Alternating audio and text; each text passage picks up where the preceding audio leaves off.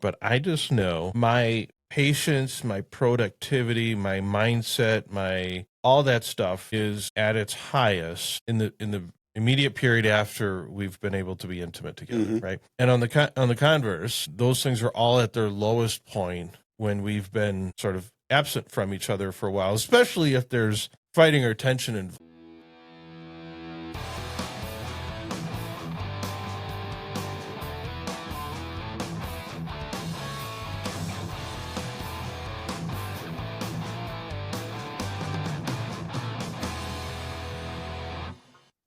Welcome back, everyone. Craig and Jonah here today. How are you today, Jonah? Too good. Yeah, that's terrible. I don't know, man. I just had this. My wife and I are going through an amazing period right now, and I just had a conversation the other day where I told her, I just feel like I'm falling head and heels in love with you all over again. And man, that's what's going on right now, and it's amazing. I never thought, we've been through a lot of crap, a lot of rough times, especially once we had kids. And actually, this weekend we watched a movie as a family. Marley and Me, it's from the early 2000s. Owen Wilson is in it, and this couple buys first they lived together, which we did. They bought it. They got a dog, to kind of fill the home a little bit. Then they had children, and at first there's tons of spark and love, and then once you have kids, it slows down. And then with more kids, resentment builds, and they talk about getting divorced, and they don't. They love each other through it, and then in their 40s they rediscover each other again, and it's beautiful. And that's kind of the stage that we're at. Like, I bawled and bawled through the movie. My wife was asleep. The kids were watching with me, but they had no idea why I was crying. And I just told them at the end, I was like, this is what life is like, And it's such a beautiful thing. Because when you look at, like, marriage is so difficult at times. But then when you look at it all condensed, like down in that hour and a half movie, you see how beautiful it is as far as the love and how difficult it is, and you can overcome it. And there's times where like for us, we could have gotten divorced. I know we could have, but we stayed together. And we actually had a conversation about that the other day where I just said that even when it's really difficult, I just couldn't imagine being without her. And she said the same thing too, as far as like, even when she is in a really bad place, like she just couldn't be away for, more than a day or two or whatever, like it. Yeah. I don't know. There's something beautiful about that, even though some days it's a struggle. So that it has me thinking, can you live your marriage in this like bliss, like new love state? Like, how long can this last? Because it kind of scares me, like it's amazing. I don't want that to go away. And honestly, in my experience now, I think it is possible with communication, and you have to, basically be feeding each other's love languages. And I think that's really been the key thing for us, is making an attempt to fill each other up with love. Like, I think she had no idea how important some things were to me, and I still hadn't, even though we have had our ups and downs in the past where we've had amazing relationships, and then it kind of fades through lack of communication. But I'll admit, I just didn't understand what she was saying half the time, and now, like, for example, when she would be telling me something important, I was listening to react and to tell her, give her an answer, because I don't know, maybe I think I know everything or whatever. I don't know, but I do generally have an answer as far as what should be done. And now, like, I think it's really important to work through, whatever she's talking about with her and come up with a solution that she kind of, or just stop and listen. I mean, I think a lot of it's just listening and acknowledging what they're saying or feeling or whatever. Maybe there's a solution, maybe there's not. But like you said, it doesn't usually work if it's you saying, here's what you need to do. Yeah, that does not work for whatever reason. Even though eventually we seem to reach that conclusion, but it's a process. Yeah. And I don't know, but it's amazing. I cannot believe, and we've been together for almost 20 years now. We've only been married for, this will be 14 coming up in a couple months, but I just can't believe that we can live like this after that long, But Yeah, I love her so much. So that's where we're at. Sorry, John, if you've been listening to all that talk about love and stuff. We know that's antithetical to marriage and not part of the definition. And It's not important. It's probably an invalid marriage. There's so much love in there. I'll tell you what, it makes life amazing. You know, it makes your family life amazing. And you can't tell me this. Like, if you're communicating and being intimate, that's really the first two ingredients. So juxtapose that with this is a new experience for me. I mean, I'm used to dealing with the kind of the trads, the John types who, you know, really resist the idea that sexual intimacy can be, I mean, that procreation always has to be primary and stuff. Very skeptical of using NFP because you're seeking out the non-procreative benefits of intimacy without putting procreation at the front and center. But for the most part, they're like, hey, as long as you're not trying to, you know, manipulate or control or limit, have at it. Enjoy all the benefits, but you got to bring procreation along for the ride. Mm-hmm. And I literally just had a trad the other day tell me stop bothering with that NFP stuff. Just do it as much as often as you want, and then take all the kids God gives you. And that sort of works unless there's health issues. Yeah, I mean, but then I stumbled upon someone on Twitter. Seems legit. Catholic wife, mother of 5, who has taken it way back to Augustine, from what I can tell. And her and her husband, not sure if this is mutual or if this is something that she came up with. But they're only physically intimate when they're actively trying to have a baby, and then it's complete abstinence the rest of the time. Which, and I don't see how you can make that work. You talk about being detached and stuff like that. And one of the things that she emphasized, and I think this has a historical basis in Catholic thought, is we're supposed to be detached from this life in pleasures and enjoyment of the body. Detached from your life, detached from your wife. Yeah. You know? That's how it works. Right. And I really struggle. I've kind of continued to engage with this lady, and I'm surprised she's continued to talk, but she really doesn't open up about what that actually looks like. And I think more importantly, whether her husband's on board with this. Was this a joint decision? Because I think if you're in a marriage and one spouse, especially if the wife decides, hey, this is what we have to do, boy, I would really struggle in that situation. And how can you have a family when you're detached from this life totally? Like, I mean, you know, does your wife say to you, "Oh, I'm so detached right now. You know, I'm in a really good place." You know, like that. Those generally don't go hand in hand. I mean, I think that's really messed up. I don't think that's how you're supposed to live. I am a strong believer in a lot of intimacy and being attached to your family, and just loving God and living out an example of what life is supposed to be like. I'm going to go out on a limb here and guess that while she has sort of isn't providing intimate and physical affection and attention, it doesn't mean she's given up the some of the anger and criticism and whip cracking that can go on in marriage. Now, if that stuff's all gone, maybe if you're just kind of like roommates and you're polite and good morning, sir, and ma'am, and all that, and I mean, that's when resentment builds.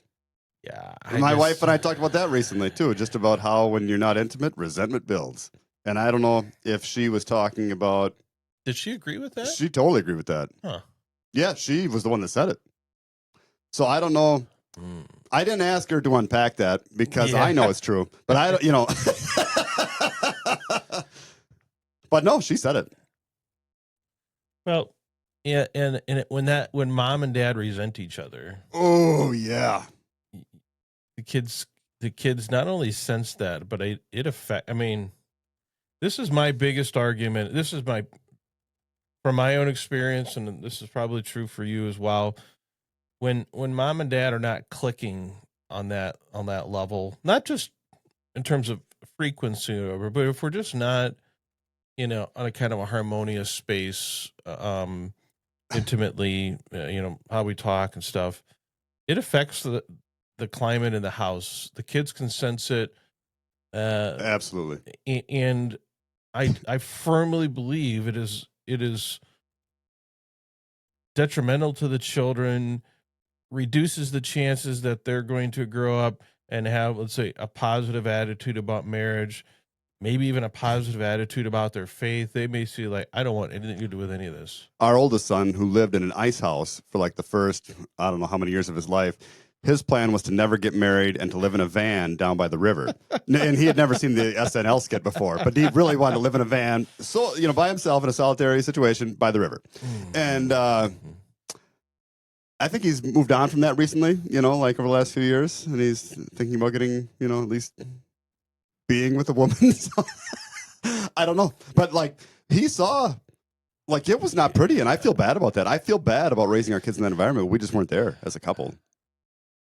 To me, that is the one thing that I think gets too easily just overlooked. Well, he literally talked about never getting married. He was never getting married. I'm sorry to interrupt, but yeah, no, that's I wasn't sure if I pointed that out. Yeah, I mean, yes, life is a cross. Marriage has crosses, can be a cross, but I don't think you have to. I honestly don't think you should go out looking for it or ignore opportunities to reduce that. If for no other reason than for the benefit of your children. Should you be so detached from life that you're living in a van down by the river? That's right. But I mean, according to what that woman's saying, you should be so detached. We're just going to be homeless and live by the river. I mean, be a modern day kind of monk. Go out in the desert father sort of situation where you're just living in a van down by the river. Well, this other trad that I was talking about, who was willing to tolerate, as long as you weren't using NFP and stuff, and you were just always open to having babies, go ahead and enjoy yourself. And I says, well, what about those of us that, need to like postpone children, or maybe not have more children?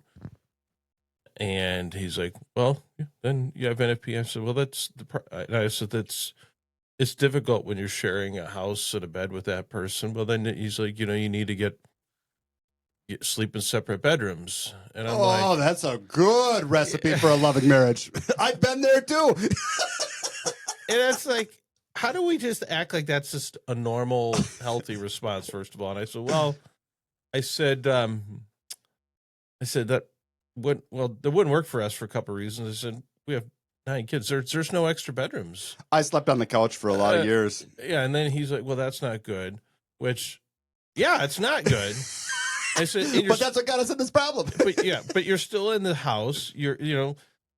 Maybe you need a separate house then. Well, that's what I said, but maybe separate zip codes. He's like, well, whatever it takes not to sin. And I'm just like, oh gosh, that is the stupidest thing to say. Like, I mean, so you're going to leave your wife and live in a different place just to avoid that.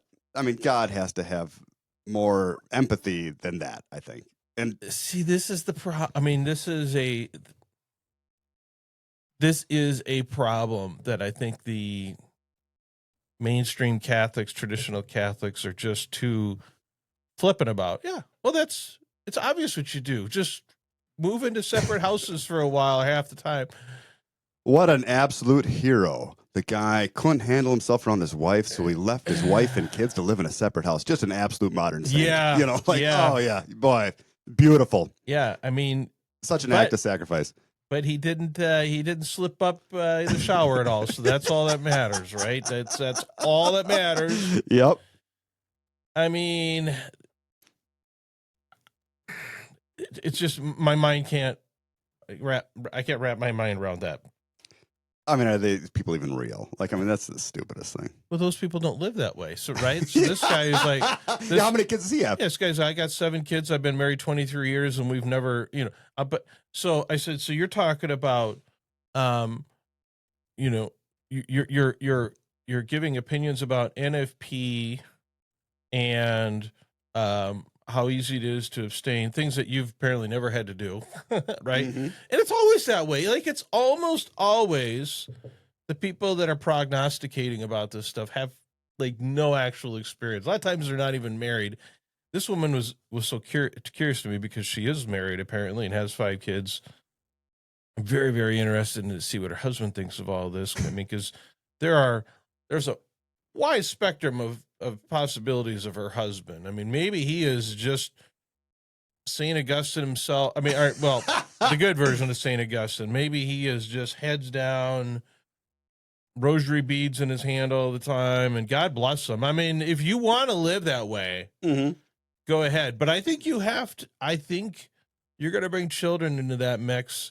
You better make damn sure that you're not harming them or that you're depriving them of the best household, the best atmosphere that you can provide for them. I just can't believe that household is as good as it would be if they had some semblance of a romantic, physical life together. I don't see how it's possible either. Growing up in a cold and sterile household, there's just no way that it's better than having a loving mother and father. Yeah. I mean, when I was a kid, I saw my mom and dad kiss all the time. Yeah. And when we'd be milking cows, they were always kissing each other. And so that's what I thought marriage was going to be like. And then I got married. And, it took us a long time to get there, but now that's where we're at, and it's amazing. So, but maybe we're doing it all wrong. I don't know. I mean, I've lived the cold life. Well, you're still Catholic enough to be worried in the back of your mind, is this good stuff bad for me, right? Like, that's the nuttiness about it. Yeah, I'm not too worried about that. Okay. So, I think that continues to be the tension. Because if you look at the fruit that it bears, which is what we're supposed to do, I don't see anything bad. Well,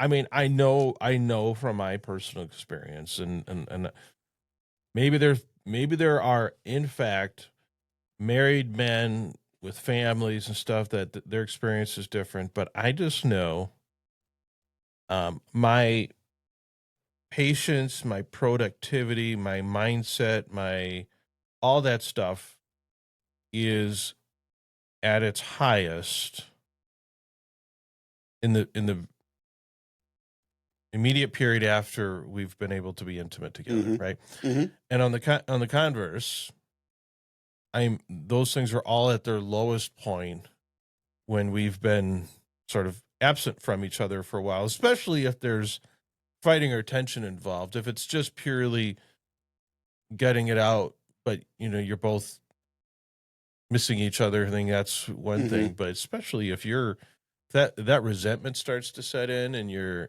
kind of in conflict with each other, and especially if as a result or in that process you're falling into sin, so to speak, so now you got this moral guilt and you're angry about it, and there's nothing you can do about it. Yeah, it's just like that is where it is so hard, if not impossible, to be the fullest version of yourself that you need for your kids and for your spouse, right? Yep. I mean, I just can't help but see it's obvious the genius of God's design that he gave married people this very simple, natural, inexpensive, other than kids.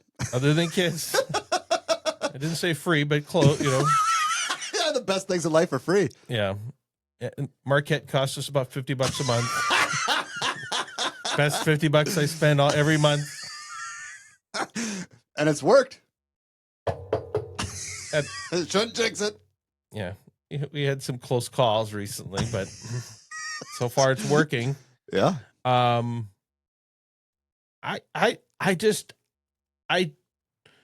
you're going to have a hard time convincing me that not only was that not God's design, that's some sinister plot of the evil one and the effect of original sin and concupiscence, that he gave us this wonderful blessing in our lives simply because we might enjoy that when we're not actively trying or needing to make a baby. Like, let's say we're already pregnant or we're postpartum or something like that. Because I think there is some sort of like, it's an invincibility cheat code when your wife fulfills all your intimate needs. Like, you know, you just become invincible. Yeah. I mean, I don't know how else to say it. You can do anything. Yeah. Whereas if she's not, it's much more difficult. Yeah, I mean, you're if that is unfulfilled, yes, you go about your life, you go to your job, you do all that kind of stuff, but you're hobbled. You're doing it limited. Yep, you're limping along, like without a doubt. Yeah, it's sort of like, let's say I was stupid enough to try and run a marathon or something, right? Imagine if I tried to do that on Good Friday. Like, I'm not going to be as fast running the While marathon. fasting. While fasting. I'm, as I would be if I was adequately, had nutrition and. Gosh, the analogies you come up with are so good. Like, man, that's good. Yeah. That's true. I mean, that's it's pretty. I mean, I don't think you can really dispute that, right? Yeah. And that's why we are not monks. We are not priests. Like, right, this isn't just about us. It's not us carrying this cross ourselves. These have actual, real, and long-term consequences on other people, especially your kids. Like, this could be multi-generational. Absolutely. Without a doubt. And you're going to have opportunities for suffering, right? Yep. Someone's going to lose their job. The economy is going to go bad. Even if you look at the small suffering every day, I hate weeding the carrots, but my wife really likes it when I weed the carrots. So I weed the carrots. Yes. Even though I can buy them for $1 at the grocery store, I weed the carrots for her just as an act of love. And that's the small suffering, and that's nothing, obviously. But there are constant sufferings in marriage, or, ways to suffer. Yeah. Yeah. If I had my way when I got home from work, I might go fishing or take the kids fishing. No, I watch my kids, our kids. I do dishes if that needs to be done. I mean, whatever it takes, and it's a sacrifice. It's a little death to self, but it's obviously worth that, right? Like, it obviously is. That's something that you lovingly and knowingly take on once you enter into that type of relationship and take on the responsibility of kids. We all have all that. We don't need to go looking for more of it. And I really feel it is in some sense a rebuke of God's gift to us to, like, knowingly and unnecessarily deprive your relationship, your kids, of the benefits of that without a really good reason. Boy, that's spot on, man. That was a lot of heresies there, huh? It was, but I mean, imagine like imagine thinking that's like un-Catholic, that's incompatible with how we're supposed to be. How can it be? It's the greatest gift that God gave married couples. I mean, it just is. Yeah. So anyway, I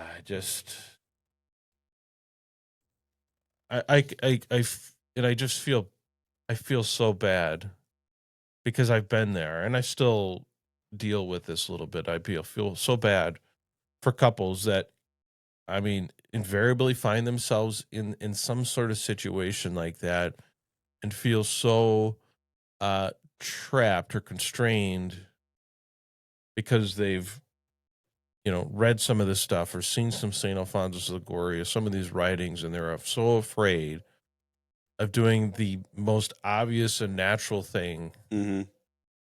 Because what if it's bad? What if this is a sinister trick of the devil and stuff like that? Like that, I think, even though I think we made great strides under JP2 and theology of the body and all that, where we're not just treating marriage as this breeding contract, basically, which what I would describe it under the old rules. Yeah. there's still, I think, in many ways, the church kind of has left couples to kind of flounder for themselves and try to make sense of it. Have really difficult marriages. Like I said, some of this I think has generational impacts. Look at, I mean, how many how many children that grow up in, let's say, pretty large families. There's a lot of them that's just, I don't want to have kids at all. Maybe they don't want to marry, right? Yeah. Want to go, want to live in the ice shack or whatever. um, and you know, I just think, I think this is just probably the most common problem, and has the most generational impact, because this is not just individuals struggling with some moral uh question or difficulty. As they say, family is the foundation of society. It's the so-called great attack. The final battle is over the marriage and family. I can see how. And if we can fix marriage and family, we can fix our society. I have no doubt about that. Yeah, I mean, let's say everyone does it entirely by the book, so to speak. No contraception, no whatever. um I think we need to make it clear to people that it not only is it okay, it is necessary that you make full enjoyment, full prudent enjoyment and use of these gifts that God gives us. We're not supposed to take the talents and bury them in the ground out of fear of our master, right? Mm-hmm. I really feel strongly this stuff is so important, so valuable, so clearly designed by God because he loves us, that it's it's really a mistake. It's a disservice. It's a um you know I I I think it is wrong for us to just kind of ignore all that stuff and beat it down without a real obvious Mm-hmm. reason. And I don't think the reasons that have been given are just compelling. Yeah. So, Yeah. yeah. I agree. So anyway, I suspect most of this crowd will agree. I guess we'll have the Dianes of the world that will take issue with all that, but Diane, can your relationship be too intimate? yeah, I don't know. Can you enjoy it too much? I don't know. I mean, God smite me with that. I don't know. Boy, so now we're challenging God. Yeah. I mean, I'll just say, Lord, have mercy on me if I'm doing this wrong. yeah. I don't know. I mean, there is value in suffering, right? And I think you and I, we are both at a pretty good place in our marriages, relative to where we've been in the past, right? Yeah. Yep. And it is I don't want to say easy to forget, maybe not forget, but like it's easy to not just be cognizant of how bad it can be when things aren't going well. And I think it can be easy to just forget that those tough times maybe are making the good times all the much sweeter. Maybe that's why we have it, right? There is that. Yep, can't deny that. Recovery and coming back together. So I don't know what the proper balance is, but my instinct is this.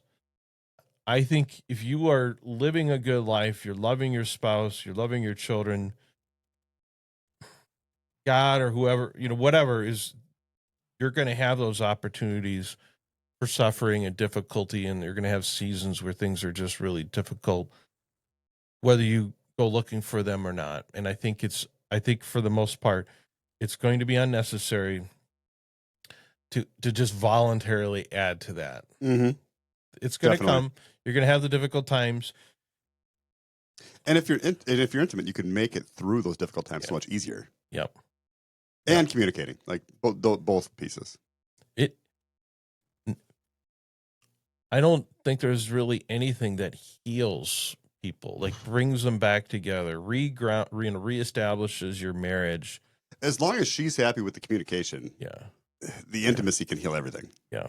It's not a cure all for everything, but it is, like I said, I think it's part of God's genius. Like there's just something about it that is so good and beautiful and helpful to marriage. Is just the magic salve, if you will, to wounds. I mean, I really wonder if watching Netflix isn't more sinful than communicating and being intimate. Yeah. I mean, yeah, because you're ignoring the other person. I mean, I think that kind of distraction is more harmful to the marriage than anything that happens in the bedroom, really. Yeah, and you can't just be a passive participant in this. I mean, I think it takes active, ongoing loving of your spouse, dating them. Mm-hmm. I think for a lot of us, myself included, you reach a point where you think, well, I don't have to like nurture this anymore. It's just you just kind of take it for granted, right? That's a lie. Yeah. You have to keep working at it. Yeah, and I think for most of us, that's probably where we slip into difficulties and sometimes really painful long term because years and years. Yeah. Yeah. And once you get into that rut, it can be stupidly difficult to get back out of it. Yeah. Right. And really, you're just a difficult conversation away from getting out of it. Yeah. Yeah. That's what's so crazy about it. That's what I think, I don't know, kind of breaks my heart to see so many people that, I mean, I understand the pain you're going through. I mean, and it's sad because it really is like it really is and can be a fairly simple way out of it. Not easy, but it's like you said, it's an uncomfortable conversation away from being out of that. Yep. And that's all it is. You just have to go for it. And it's hard, but that is, that's the one thing.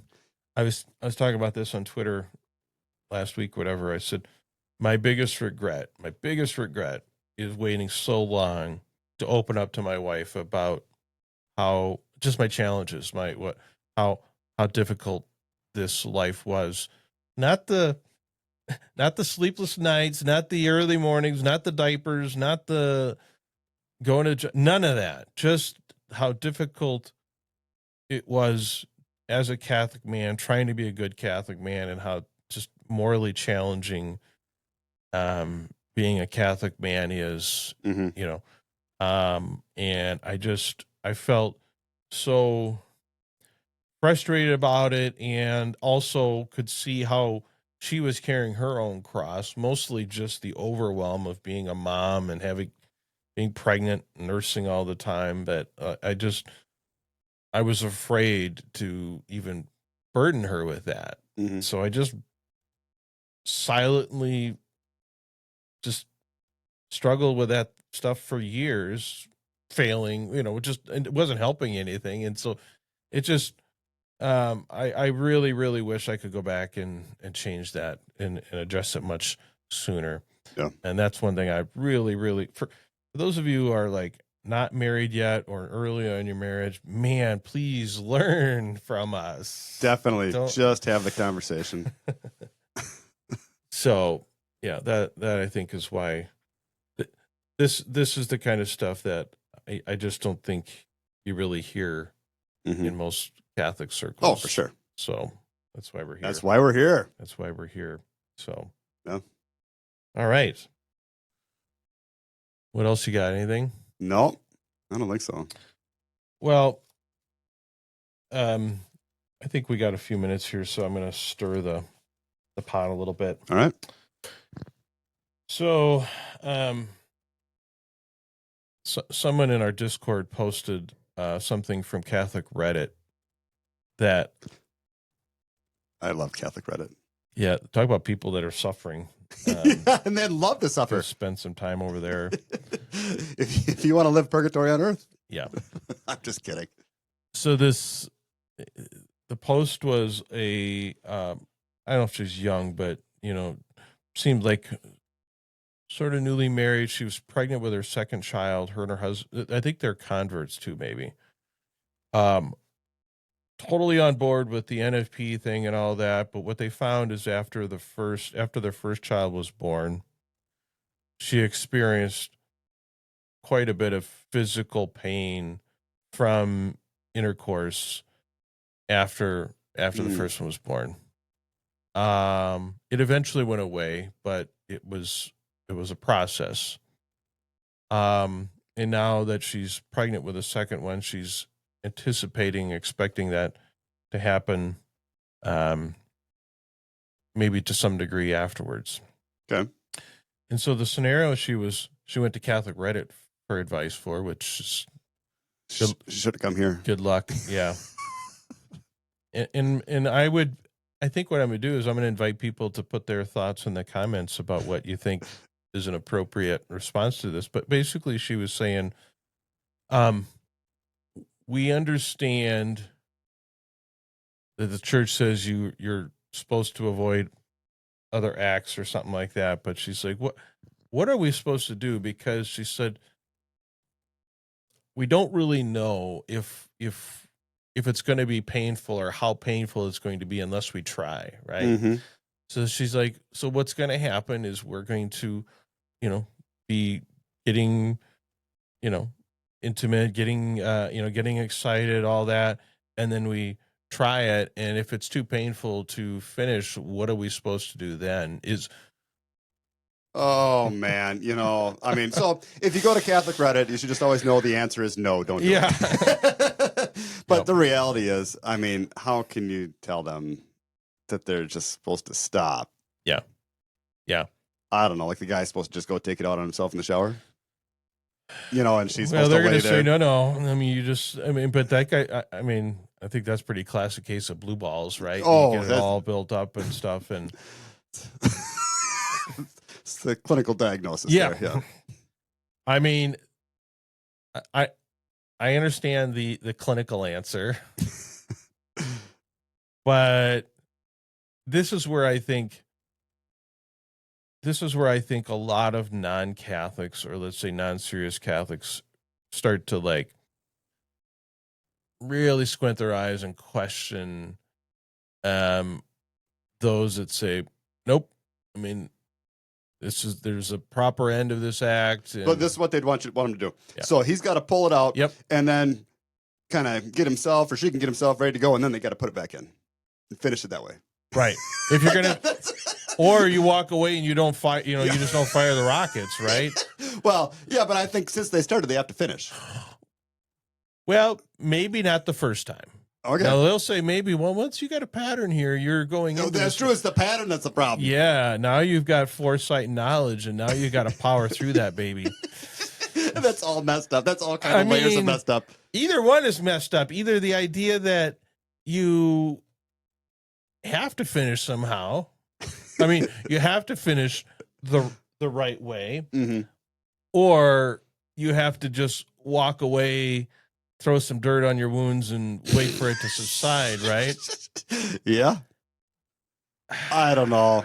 Like, that's where the legalism side is ridiculous.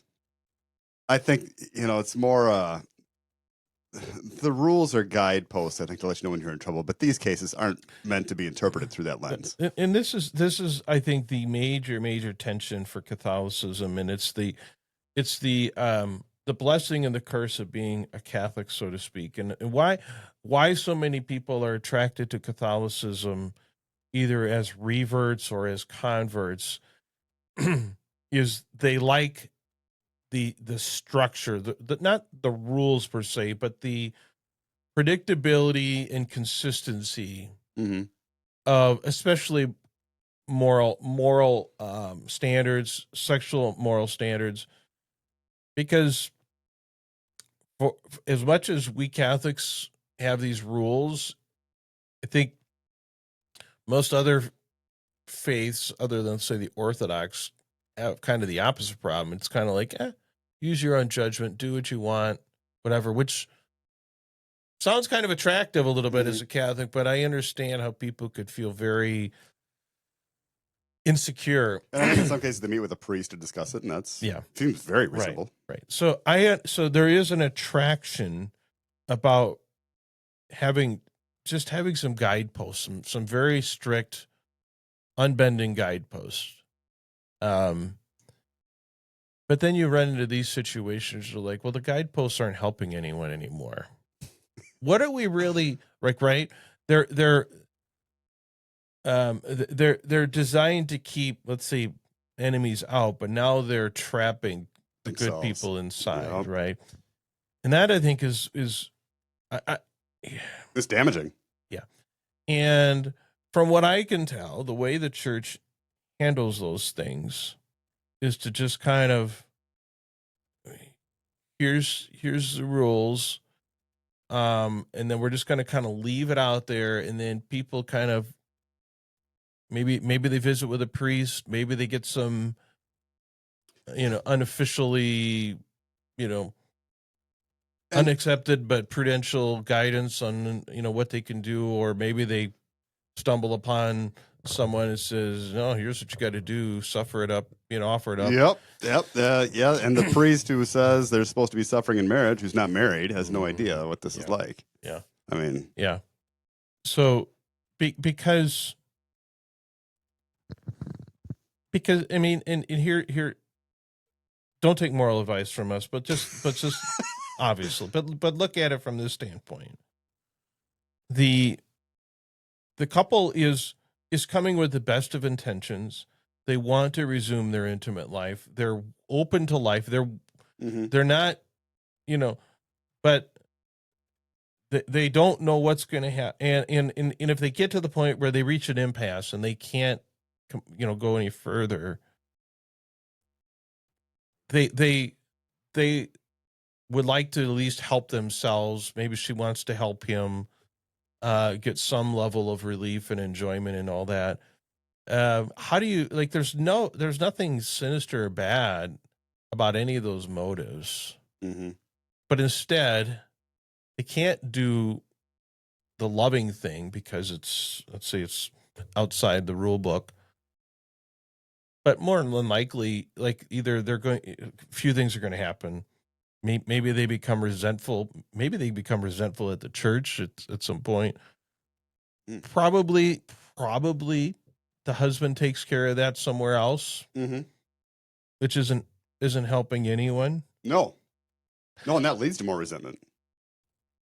They shut down and stop showing affection because they're afraid of putting themselves in that situation. So they just err on just staying away from each other indefinitely or a long time, which is not good. It's not good, right? Honestly. Unless you want to be detached. That's how you be detached. Yeah, I mean, maybe we should live like that. Yeah, I mean, there's something practical about that level of detachment. I mean, nothing can hurt you. Yeah, and you right. can't. It's more.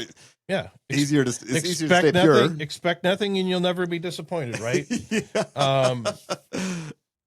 But there's an obvious price to be paid for that. This is where I think, and I get it. Maybe there is some special wisdom behind the fact that, look, I understand how these things may not make sense to you, and you want some modifications or light lessening of the rules for people. But maybe in their wisdom, they're like, we know we can predict it. You open up the door a little bit and people just run through it, and pretty soon it's just, you can't control, people are just putting themselves into bad situations. I get all that. But I think maybe we just need to be a little more vocal about, go see a priest, get some pastoral guidance, and then trust your conscience and do what makes sense for you in your marriage. I just don't see how that's going to create some great moral upheaval or whatever. And I'm just not sure how many married couples are just having too much sex. Yeah. Like, I mean, we got Pilate, so we got that guy. Yeah. That's the only guy that I know of. Yeah, that's right. Just too much. Yeah. Just enjoying it way too much. His marriage is just way too good. Yeah. Like, disappointingly good. Yep, exactly. I mean, that's absolutely true. I mean, I think I think you won't find many couples, many marriages where both spouses will say, "Yeah, we're definitely having too much physical intimacy. It's starting to." Yeah, it's just way too good. Like our lives are way too easy. Yeah. We don't have any suffering. Yeah. You know, Right. like Right. nobody says that. Right. It's never been said. Yeah. So what do you guys think? So what is the proper, suppose someone comes to you, this is their situation. What would you tell them is the, and if there's two answers, if there's, what's the church approved? What do you think the church says to do in that situation? And then number two, what do you think? What would you tell them as a friend if you think those are different? Well, the strict, I would say that, obviously you could definitely get people to just tell you that you should just not do it for a while. Yeah.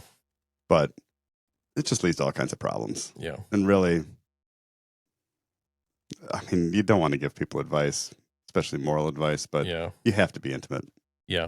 I think. Yep. Or else you're risking your marriage, you're risking your family life. Yeah. And I mean, you can just ask God for mercy because you're kind of trapped. Mm-hmm. Yep. Yeah, I think I don't envy people in that situation. No, not at all. You're not alone. You're definitely not alone. There are lots and lots of people, and you're not bad people. You're not bad Catholics if you find yourself, wanting to color outside the lines a little bit. I mean, go to confession, talk to a priest. I mean, do what you got to do there, but don't let it. And you have the primacy of conscience. Yeah. Which in that case, I think your conscience would have a lot of, would give you direction and have a lot of weight there. I mean, because you're the one living it. Yeah. I would definitely tell people, spend some time studying the concept of the primacy of conscience. Talk to a good priest about that. Get some resources on primacy of conscience. And if and when you've done all that, trust your conscience. Mm-hmm. Follow your conscience. And trust in God's mercy. He doesn't want you to live a scrupulous life, I don't think. Right. I think there are plenty of dangers in that type of scrupulosity that, I mean, I think it's just really hard not to have some level of that as a Catholic. But I don't know. It's a really, really tough situation. And I think, at a bare minimum, one of the reasons we have this show and we talk about it is we understand the human element. I think we acknowledge it a little more than most Catholic commentators think they can do or whatever. And if we're wrong for doing it, I don't know. I mean, but man, oh man, if you're in that situation, just do your best, love each other, pray, and like you said, form and follow your conscience, I think. Because nobody can really tell you what that situation is like and what you should do in that situation. That's got to be something you decide. I've never been in that. I mean, postpartum is always, the first time back is, things tend to be a little uncomfortable, but, so I get all that, but so share your comments, thoughts in the comments. I want to know what Diana would tell that couple. Yeah. Please speak up. Yeah. Because I want to know what you would say. Yeah. And especially, let's say your daughter came to you and that was the situation there. What would you really truly tell your child in that situation? And I think if your recommendation to these people is to, let's say, follow the letter of the law, at the detriment to your marriage. Yeah, whatever. I would like it if you would include in there an acknowledgement one way or another, whether you've been through that yourself or not. Right? Because if you've sincerely been through that, and that's your recommendation, I will put a lot more value, and I will give you kudos for that. If that's, especially if it went well for you. Yeah. If you've been through that, what did you do? And as a woman, you say, "Oh, that's no big deal." Yeah, I went through it. I mean, no, it's difficult. It's definitely difficult for the guy. Yeah. But it's difficult for both of them, especially. Yeah. 'Cause she's the one suffering. again, not just difficult. Like there's lots of difficult stuff, but difficult stuff that universally is going to make him a less full version of himself to you, his spouse, and to your children. Yes. Just the way it is. It's just the way it is.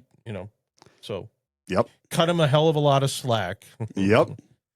If you're in that situation. So that would be my recommendation. If your husband is in that situation, just cut him some slack because he's doing some heroic stuff there, I think. Yeah, so, definitely. And I cannot speak from personal experience about doing heroic stuff like that. So, but I can fully acknowledge and respect that it is heroic. Those are the guys that do that. Yep. So, okay. All right. Well, that was pretty good. Yeah.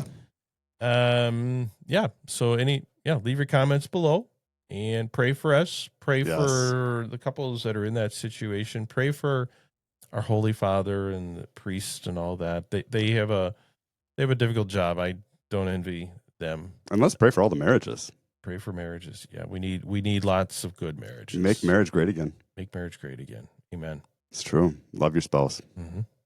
All right. All right. Thanks everyone for watching. Thank you, Jonah. You bet. Until next time, everyone. Bye. Have a good one.